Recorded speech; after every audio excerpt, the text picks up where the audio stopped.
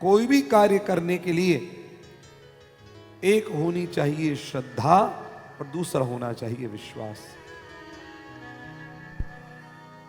यदि आपकी वस्तु में श्रद्धा नहीं है, विश्वास नहीं है, तो गंगा जल भी आपके लिए केवल एक साधारण जल के समान रह जाएगा।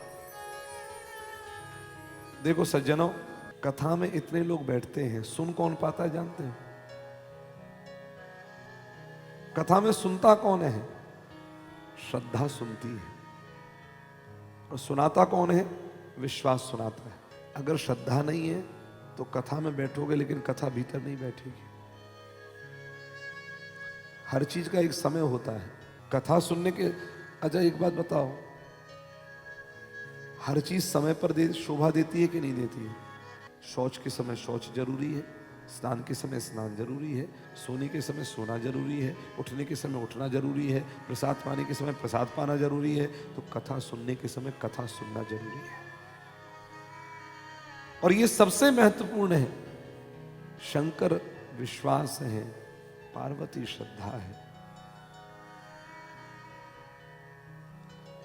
अपना कोई कितना भी प्रिय हो, कितना भी प्रिय हो, यदि वो कथापराध करता है तो दंड का भागी है।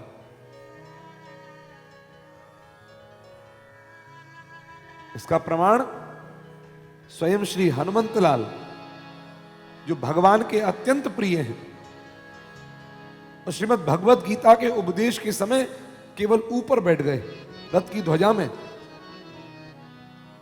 अर्जुन को उपदेश देते समय हनुमान जी ने भी कथा सुनी है, गीता सुनी है। और बाद में जब अर्जुन ने कहा कि मेरा मोह नष्ट हो गया, नष्टो मोह स्मृति लब्ध, तो हनुमान जी भी कहते हैं उतर करके, प्रभु मेरा भी मोह नष्ट हो गया। और जब भगवान कृष्ण पूछते हैं हनुमान तुम कहां? बोले रथ की ध्वजा में। भगवान श्री कृष्ण ने कहा हनुमान तुमने अपराध किया है, ये कथापराध है। और कथा के कई अपराध हैं।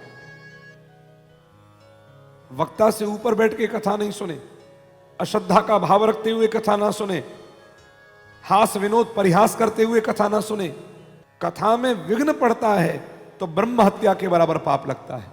गहरी नींद से किसी को सोते जगा दो तो ब्रह्म हत्या के बराबर पाप लगता है। कोई बहुत परिश्रम करके आया है, बेचारा 2 घंटे 1 घंटे सो रहा है, पर आपने उसे जगा दिया।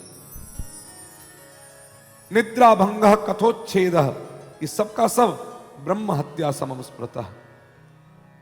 इसलिए हनुमंतलाल पर भी भगवान श्री कृष्ण क्रोध करते हैं कि हनुमान तुमने गलत काम किया, अतएव शाप देता हूं तुम्हारे शरीर में पिशाच की योनि प्राप्त हो जाए।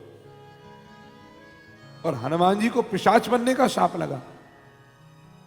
परिणाम हनुमंतलाल पिशाच बन गए, चरणों में गिर पड़े।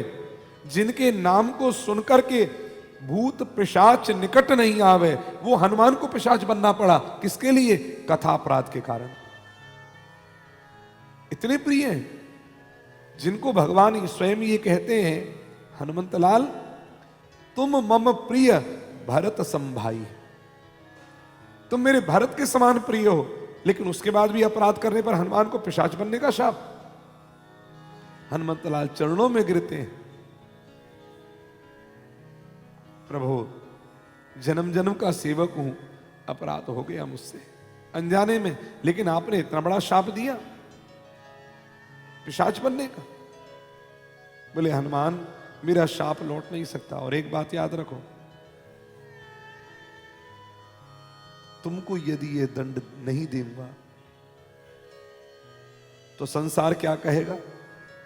ये भगवान है, और कोई होता तो उसको दंड देंगे, और ये अपना है तो उसको कुछ नहीं कहेंगे। तो भगवान की दृष्टि में पक्षपात आ जाएगा। तुमको दंड देने से सारा संसार समझ जाएगा कि अगर अपने प्रिय हनुमान जैसे को भी भगवान अपराध करने पर दंड दे सकते हैं कथा अपराध में, तो औरों की क्या चलाई है। लेकिन हे हनुमान, अब मैं तुम्हें इस पिशाच शरीर से मुक्ति का उपाय बताता हूं। बनारस चले जाओ, बनारस में जाकर के, वाराणसी में जाकर के तुम श्रीमद् भगवत गीता के ऊपर संस्कृत भाष्य लिखो। और श्री हनुमंतलाल यहाँ आए वाराणसी में, और आकर के उन्होंने संस्कृत भाष्य लिखा। उस भाष्य का नाम है हनुमत कृत पिशाच भाष्यम। तब जाकर के पिशाच शरीर से मुक्ति हुई है उनकी भी। भैया श्रद्धा से सुनो इस कथा को।